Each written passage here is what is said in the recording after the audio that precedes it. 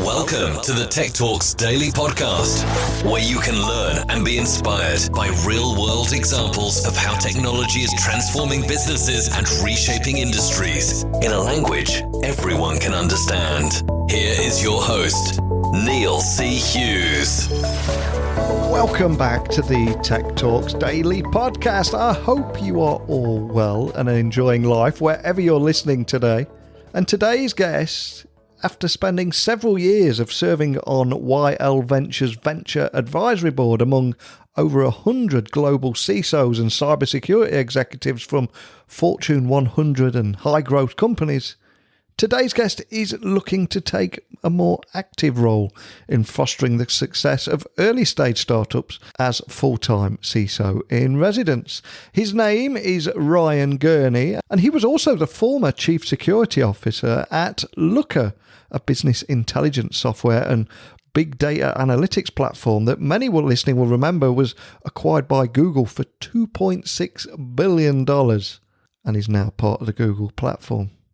And he's also led security functions at Zendesk, where his role of VP of Information Security played a key role in the company's successful IPO. And if that's not enough, he's also had security leadership roles at English Yard, eBay, PwC, and much more. And he's far too modest to say this, but he is tech royalty. That's what I'm trying to say. So I've invited him on the podcast today to learn more about his story and much more. So buckle up and hold on tight as I beam your ears all the way to the US so we can speak with Ryan right now. So a massive warm welcome to the show. Can you tell the listeners a little about who you are and what you do? Sure. Yeah. My name is Ryan Gurney. I'm the CISO-in-Residence at a venture capital firm called YL Ventures. The role sounds interesting. It's not a typical CISO type job. It's more of helping the firm identify founders, help those founders with ideation, help our portfolio companies with things like product features, being a voice of the CISO, letting them kind of pitch to me, and then corporate security things as they look to grow their own business into being more enterprise ready. And then, of course, part of my role is helping build out the YL brand. The VC opportunity is one that it's successful if you're a VC firm and you can have a lot of added value opportunities for your founders. And so that's one of the purposes of the CISO-in-Residence role, to provide a lot of security value for those founders. Incredibly cool. And you have had a hugely successful career in tech. But a question I always ask my guests on here is, what about your origin story? Where did your passion for tech come from? And ultimately, what was it that put you on this path today? Was it a series of happy accidents or something else? Sure. Somewhat. Luck is certainly plays a role, especially in my career. But I'll tell you, as a young kid, I got into computers at a young age. I was a curious person. And I think my first computer was a Commodore 64. And I ended up running a bulletin board service on a 300 baud modem over my family's only phone line, which obviously caused some strife at times. But that's how my curiosity kind of started. And I really got into computers then. But when I got to college, I didn't know what I really wanted to be. I ended up cleaning carpets at Novell, if you remember that company. And I would clean carpets from 6 at night to midnight every night. And I looked around and saw these cubes with nice computers and pictures of families. And I said, maybe that's the career for me.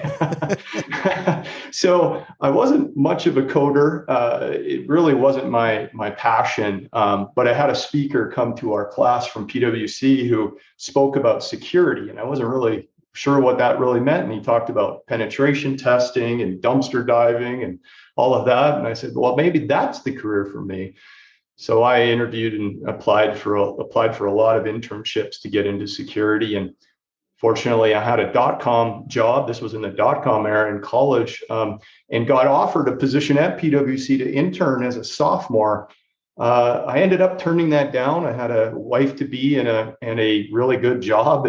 But I said, hey, if you give me an offer for when I graduate, I'll take that. And thankfully, as a sophomore, I had an offer. I just had to graduate from college, and ended up graduating college, spent 9 years as a consultant with PwC, and then said, I'm tired of just talking theory. It's time that I go own this, and said, hey, I want to be a CISO. And so I really pursued opportunities that allow me to advance my career at high growth companies, and finally got a role there, and it's been a CISO for about 10 years.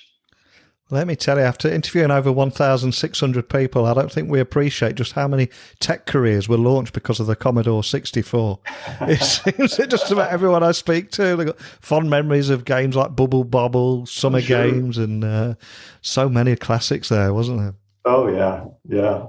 Now, prior to joining YL Ventures, though, you were the former Chief Security Officer at Looker, a business intelligence software and big data analytics platform that was actually acquired by Google for $2.6 billion. So I'm curious, what did you learn from your time at Google, apart from those crazy interview questions, unless that's a myth? Sure. Well, I learned acquisitions are hard, right? Yeah. One of those is you have to take time out for the human element. You have to talk to your people and people at the acquirer, and there's a lot of unknowns. I also learned that Google has a very pretty rigid process on how they do due diligence on companies, and then after that, how they work through to do the transition of teams over to them. It was always intended that our team wouldn't stick around beyond a year. Obviously, we could apply for jobs inside of Google, but Google has 1,000 people at least in security dedicated. And so they wanted to move that into their stack. And so you learn also that Google's a big company. It's very big. And they have dedicated people for everything. But, they also have a lot of eyes on them from attackers and regulators, and they need that large security team that they have. But also I learned that our security program was relatively good. And they learned, I think, just as much from us as we learned from them. We had a small team of 10, but we used a lot of automation. We were doing a lot of interesting things in Kubernetes, and we do a lot of interesting things with security training that I think they gleaned from us.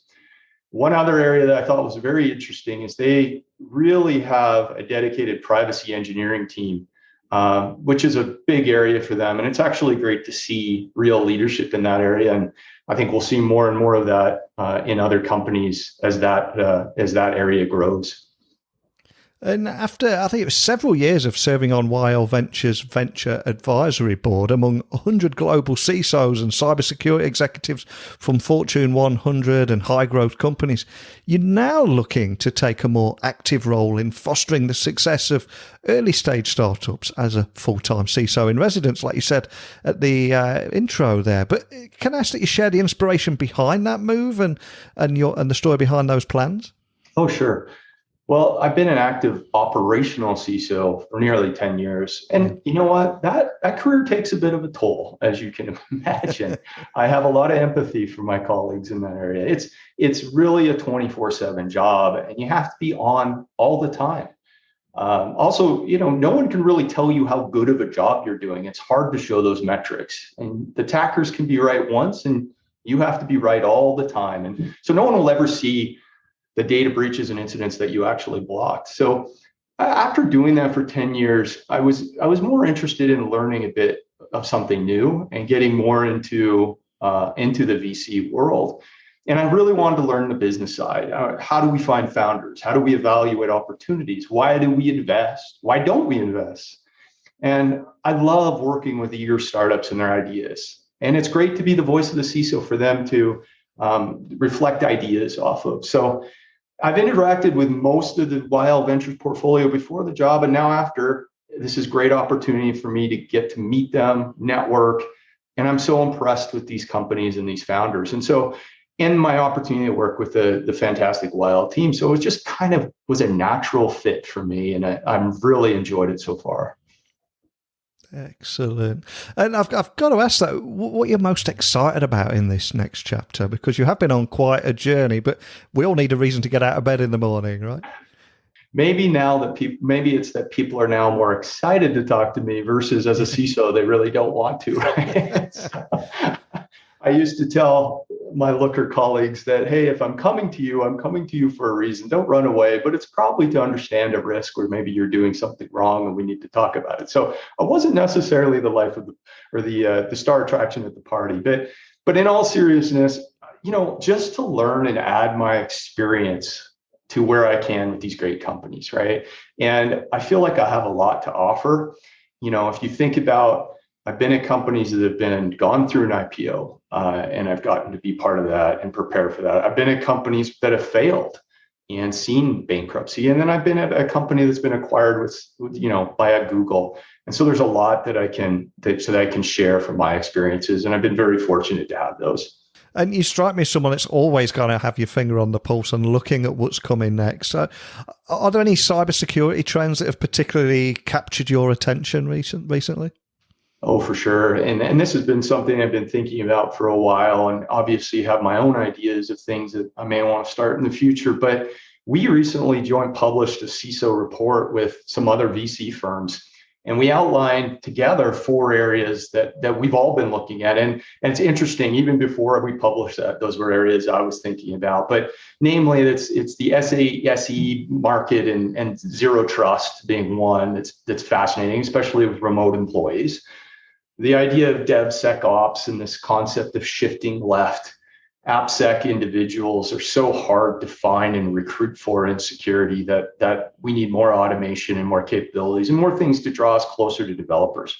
Privacy engineering, which I mentioned a minute ago, is this concept of building out privacy in the design early on in the stack.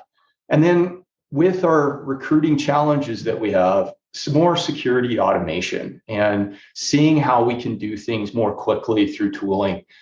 Humans are great at some things, but one thing we're not the best at is moving quickly. And sometimes in security, we have to move quickly with all the information we need.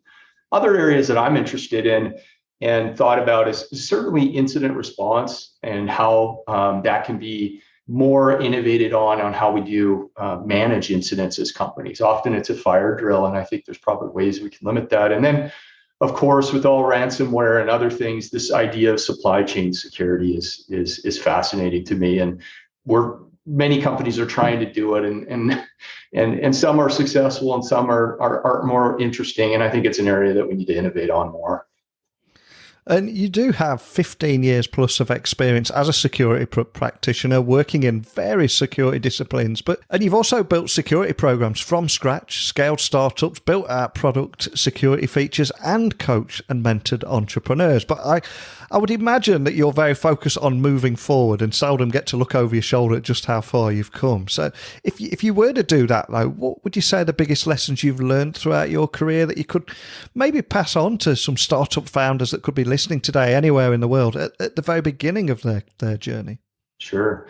Yeah, no, and I love working with founders and I'm super passionate about it. But I've gotten to do due diligence and discuss, security with a lot of founders for the 3 years prior to becoming the CISO-in-Residence at YL. And so, there's a lot of things I have learned. One is, first, be brave, go all in, work hard and be relentless and innovate and disrupt, right?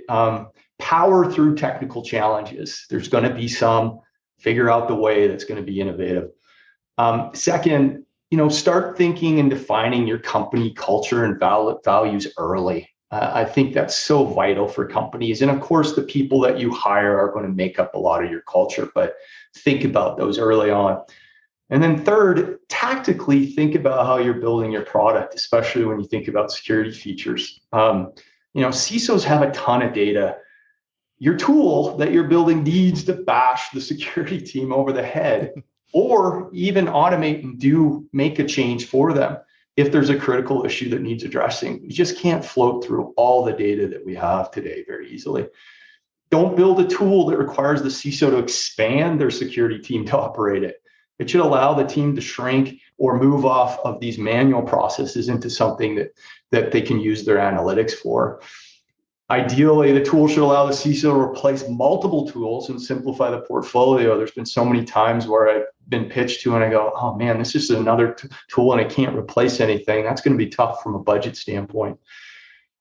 Don't give me another dashboard. I have so many dashboards. These tools, they need to be API first, and they need to feed my tooling more easily. And then here's an interesting one that I've thought about more recently is don't design a tool that's just for small, medium businesses only, and that a customer actually has to graduate off it when they want to be enterprise ready. You've got to make it enterprise attractive early.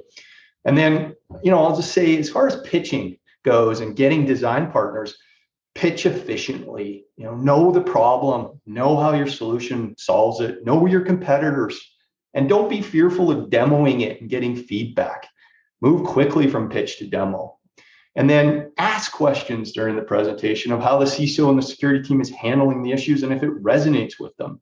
Sometimes we don't pause to ask the questions.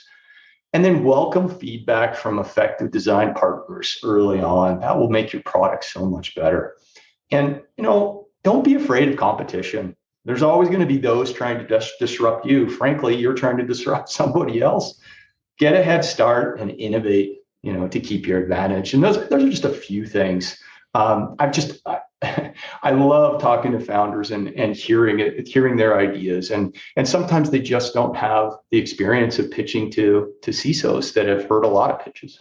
Fantastic advice. And I think those words about not needing another dashboard will resonate with people all over the world listening. And if we were to dare to look forward and ask you to gaze into your virtual crystal ball, what's going to be your biggest focus over the next 18 months? Is there anything you can share around that?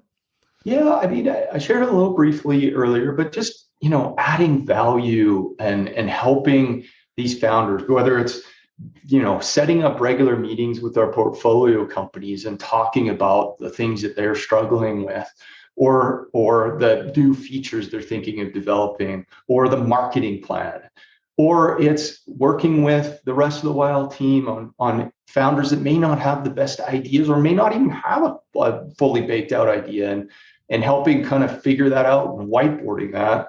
And then spending some time with whether some writing that I want to do or being on some panels, which I've already been fortunate to do so far, and just kind of continue to share the story out there in the public. Love that. And we started the podcast today talking about your origin story and the journey you've been on. Now, I always also like to finish the interview by asking my guests if there was a particular song or piece of music that inspired them, been the soundtrack to their career, or just helps them get their head in the zone. Is there a song that means anything to you and maybe a story behind that, and we can add it to our Spotify playlist? Yeah, so certainly. I watched the movie The First Man recently, and which is the story of the astronauts landing on the moon. And when we think about innovation and we think about the time that happened, it's mind-boggling to think about that, right? And it's a great example to our founders and to those we meet with of you can reach for the stars, right? And so I really like orchestral arrangements, and more so than a lot of music, just because I like to work with music without singing. It keeps me less distracted, but that's the kind of music that it really inspires human emotions, I think. And so I really like the song from the First Man soundtrack called The Landing. And it's the part in the movie where they, of course, actually finally make it. And it's an emotional moment. It's a great movie. It's a great song. And I especially love the crescendo in the middle half of the song. So give it a listen. Great choice. And it was only yesterday I was chatting to somebody who chose Walking on the Moon by Police. So you've continued the theme there as well. But before I let you go, for anyone listening that would like to find out any information about your work at YL Ventures or contact you or your team, what's the best starting point? Yeah, I think a couple of things can work. One is you can find me on LinkedIn at Ryan Gurney. I think you can definitely find me if you search for YL Ventures. And then under Twitter, I'm Ryan Gurney at Ryan Gurney, which is one word. And then our website has some contact information, but also has a list of who our CISO advisors are, which is interesting, as well as the makeup of our portfolio companies. So go browse over there and get a feel for Wild Ventures and what we're doing. Well, there's so much I love about your story. Yes, the rich history and the success you've enjoyed, but I love the fact how it's almost come full circle now, and you're in this more active role in fostering the success of early stage startups as a full-time CISO in residence and passing that knowledge down that you've learned. It's an incredible story, and thank you so much for sharing it with me today. Oh, it's been a real pleasure, and I look forward to continual security innovation. We definitely need it. It's not getting any easier out there. So hats off to everybody that's working hard on these problems. Wow, we covered a lot of ground there, didn't we? What I loved most was Ryan's story. It really is the human stories behind these tech careers that play a big part in bringing this podcast to life, which is one of the many reasons why I always ask you, wherever you're listening in the world, to share your stories, insights and questions too. So remember, email me, techblogwriter@outlook.com, Twitter @NeilCHughes, and I'll reply to each and every one of you. But I will return again tomorrow with another guest. So just a big thank you for listening as always, and until next time, don't be a stranger. Thank you for listening to the Tech Talks Daily Podcast with Neil C. Hughes. Remember, technology works best when it brings people together.